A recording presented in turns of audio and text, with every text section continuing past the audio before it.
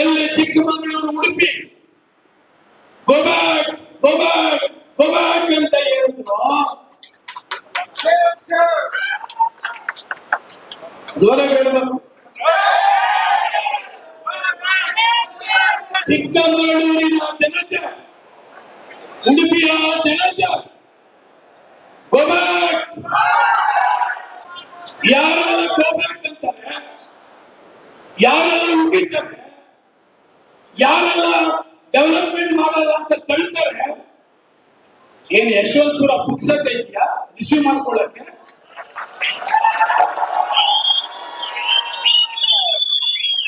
North parliament ಯಾರು ಪುಕ್ಸಟ್ಟೆ ಇಲ್ಲ.